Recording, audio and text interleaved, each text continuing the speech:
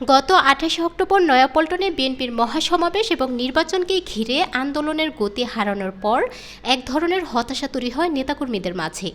এই অবস্থায় তৃণমূলের নেতাকর্মীদের আবারও উজ্জীবিত করে মাঠে ফেরানোর জন্য নানা তৎপরতা শুরু করেছেন বিএনপির হাইকমান্ড। রাজপথে আবারও সক্রিয় হতে চাইছেন বিএনপি। আন্দোলন কর্মসূচি নিয়ে ফের মাঠে তৎপরতা বাড়ানোর চেষ্টা করছে দলটি। এর জন্য নেওয়া হয়েছে নানা পরিকল্পনা ও কর্মকৌশল। ঈদের আগে হঠাৎ করে বিজ্ঞপ্তি দিয়ে ঢাকা মহানগর উত্তর, দক্ষিণ এবং চট্টগ্রাম ও বরিশাল মহানগরের কমিটি বাতিল করেছে বিএনপি। কেন্দ্রীয় যুবদলের কমিটি বাতিল, ছাত্রদলের কমিটি পুনর্গঠনের পাশাপাশি রদবদল হয় নির্বাহী কমিটি সহ বিভিন্ন পদে। গঠিত হয় বিএনপি চেয়ারপারসনের ফরেন অ্যাফেয়ার্স অ্যাডভাইজরি কমিটিও।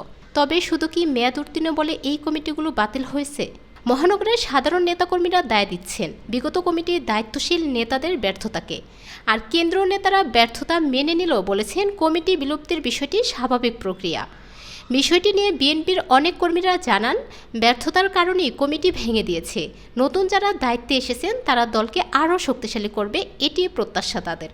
অনেকেরই অভিযোগ, মহানগর কমিটি কোনো নেতাকর্মীদের খবর নেয়নি। কর্মীরা কেমন আছেন, যারা জেলে গেছে তাদের কী অবস্থা, কোনো খবরই রাখেননি তারা। বিএনপির স্থায়ী কমিটির সদস্য নজরুল ইসলাম খান বলেন, বিএনপির কেন্দ্রীয় কমিটিতে বাকি যেসব শূন্য পদগুলো আছে সেগুলো সামনে পূরণ করা হবে। পাশাপাশি সদ্য বিলুপ্ত হওয়া ঢাকা মহানগর উত্তর ও দক্ষিণ বিএনপি এবং যুবদলের কমিটিও শীঘ্রই দেওয়া হবে। এর মধ্যেই রাজপথে সক্রিয় হতে হবে এবং বিএনপি চেয়ারপারসন বেগম খালেদা জিয়ার মুক্তির দাবিতে ৩ দিনের কর্মসূচি পালন করছে বিএনপি। প্রথম দিনের কর্মসূচিতে দুপুর ২টার আগেই নয়াপল্টন এলাকায় নেতাকর্মীদের পদচারণায় পরিপূর্ণ হয়ে যায়। কর্মসূচিতে বিএনপি মহাসচিব মির্জা ফখরুল ইসলাম আলমগীর নেতাকর্মীদের উদ্দেশ্যে বলেন, ভয়ে মরা নয়, সাহস করে লড়াই করুন।